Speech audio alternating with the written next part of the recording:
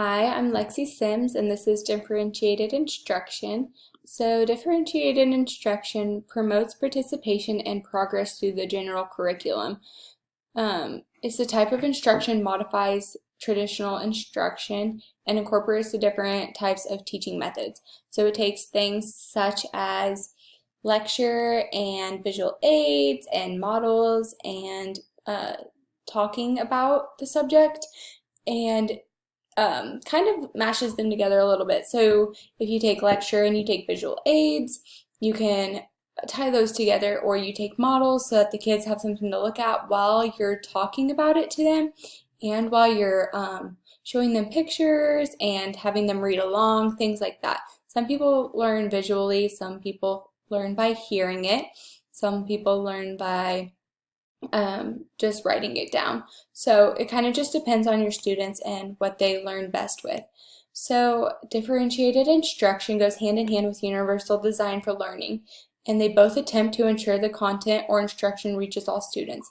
So they strive to not only reach those with the disabilities and those who need a little extra help in the classroom, but they also work to reach the gifted students and those who may excel at certain subjects or in the classroom as a whole, as an individual, and basically just kind of works with them as well. So we have learned about this quite a bit, just making sure that we are ready for not only the students who struggle a little bit and being able to help them, but also reaching the needs of those who are at a different level, who are at a higher level than the regular classroom, than the others, to be able to give them the knowledge they need and make sure that they're still learning.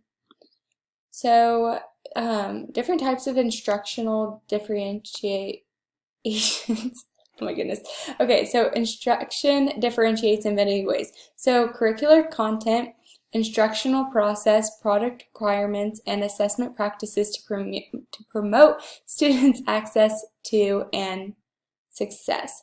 So basically, all of these are just the different ways that instruction can be given. So then in early childhood, there's not really any substitutions identified for young children from ages birth to 3, but embedded learning has been seen to help these children a lot, especially if they do show that they are at risk. So basically, embedded learning uses teaching developmentally important skills by embedding short instructional episodes within frequently occurring or typically occurring activities.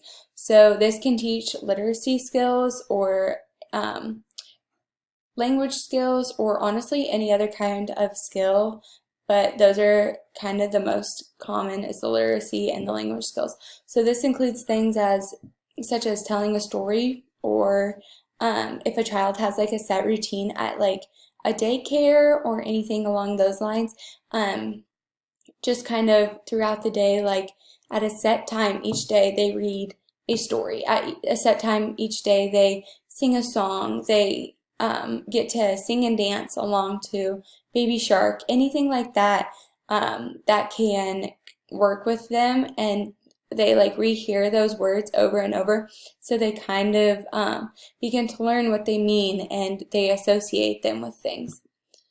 So elementary and middle school techniques, so providing visual or graphic organizers to accompany oral presentations, incorporating models, demonstrations, or role play. So getting the students up to move around and touch things and be able to associate the feeling of rocks and gravel with a science project, or being able to know, okay, this goes here, so this must go here, and like being able to like move them around with their hands and touch and feel, as well as talking maybe in a group or even to, out loud, like being able to go over it and over it, not just hearing it once and then being expected to know it. Taking the information that they learned from something such as a lecture and actually doing something with it, actually using it and incorporating it in some way. So using teacher presentation cues to emphasize key points, making sure that the students know what is going on. They're not just thrown into a situation where they haven't had any former knowledge. You don't necessarily know what they have learned in prior years to now. So going over that and taking a step back and making sure that they know concepts, definitions, how to do things that would lead into this, things such as math, making sure that they know how to add before they have to be expected to multiply, or being able to multiply before they use X, Y, and Z, things like that. So, so involving the students, making sure that they know what's going on and they're a part of their education. So secondary and transitional students. So making sure that you're just always assessing the students, and you know where they started out, and you know how things are going, and kind of getting them on board with their education, making sure that they know the benefits of what's going to happen if you are here and you get an A on your math test, then you're going to be here. Or you are here in sports and you lift weights every day and then you're here. You know, just kind of giving them hope and where it may end up. So just kind of like making sure that they know where things are and what you expect of them, but also what they should be expecting of themselves, and explaining what they will be able to accomplish once they achieve these goals and are from point A to point B. Just getting them there and working with them to take on new situations and take on different things in their lives, because at the secondary level, they're getting ready to go off by themselves. They may no longer have mom and dad. They may no longer have the guardianship. They may no longer have the leadership that their high school students have been giving them throughout the years. They might be on their own. They need to know how to set those goals for themselves and how to achieve them. So in the classroom, differentiated instruction is an effective way to teach both the gifted and the talented, as well as those with disabilities in the general classroom. So having them together can be hard. It will be hard for when I take on my own classroom, knowing what will work and what won't work, and it's going to be a lot of trial and error. But finding those things will be such an accomplishment, and knowing that, okay, not only did I teach someone with a disability how to do this a way that they felt comfortable with and got them to where they needed to be, but I also helped another student as well along with it, and knowing that they can help each other in the long run. So instruction focuses on instruction that matches the strengths and needs of each individual and where they are at. So like I just said, making sure that you have the curriculum and the types of the type of instruction that the students need to do their best. It can be combined with other elements to promote strength and growth and development. Teachers may group students. So teachers may group students by shared interests, abilities for the assignments. They may also design the lesson based on the students' learning styles. So making sure that the students are getting what they need and it's not too much or not enough. So it's the information that they need at a good pace, in a good setting, in a good way. It's also essential for teachers to continuously assess and adjust lesson content to meet needs. So basically just having those meetings and keeping up to date with what's going on and being on track with those students and communicating with those students about how they feel about each week and how they feel about the lessons. Was this too hard? Did you struggle with this? Do you need extra help? Did you feel like you didn't know what was going on? Like, what's going on with this? Like, that doesn't even mean that they did badly or poorly on the assignment. It just means that you're making sure that you kind of get a feel for where they're at and what's going on. So common practices and how they can be changed. So these were straight from the assignments. So basically, ways that these could be changed, and I have this right here. Let me make sure I'm answering these questions right. Okay, so listed below are some common classroom practices at your school. Explain why they are examples of differentiated practice and describe what your colleagues could do differently.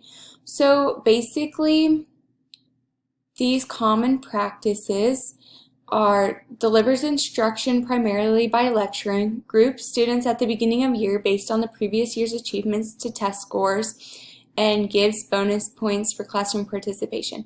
So we'll just start at the top. So delivers instruction primarily by lecturing.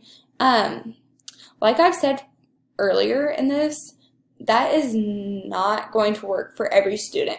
Every student is going to learn in a different way, and not all of them are just going to be able to learn by you talking to them. Whether that includes a PowerPoint that has words and pictures and something else along with it, maybe a video, that may help a little bit more, but there are so many more ways to teach your kids that it's going to stick with them better than you just talking to them or talking at them the entire class period. Bringing things in, telling stories, any kind of substance that they can remember to help them with that content will help. So group students at the beginning of the year based on previous year's achievements and test scores. This usually, yes, you should look at the previous year's scores, but not always was the content that they're needing covered in those, and not necessarily are they going to be at the same space or the same place as they were at the end of last year. 2 months for summer is quite a while for a kid to excuse me, it's quite a while for a kid to mature and to learn new content, and giving them a little bit of a break can help them do that.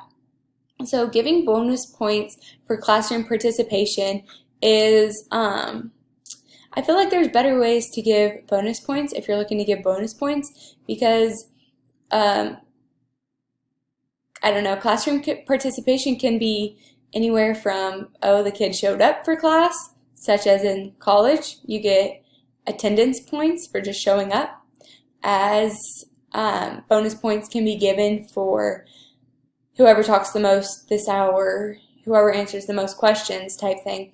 Not all students are going to feel comfortable talking in front of the class. Not all students are going to know every answer. Not all students are going to work at the same pace as the rest of the class.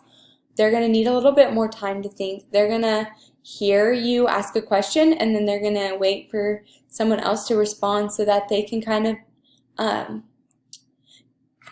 think it over and process that kid's answer, so that they can be like, oh, this goes with this.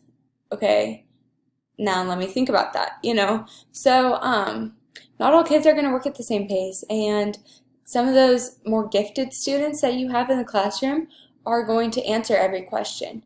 And those with disabilities may need more time to think and may need a little bit more explanation than they're able to get. So, yeah, so then here's my citation, and that's it. Thanks.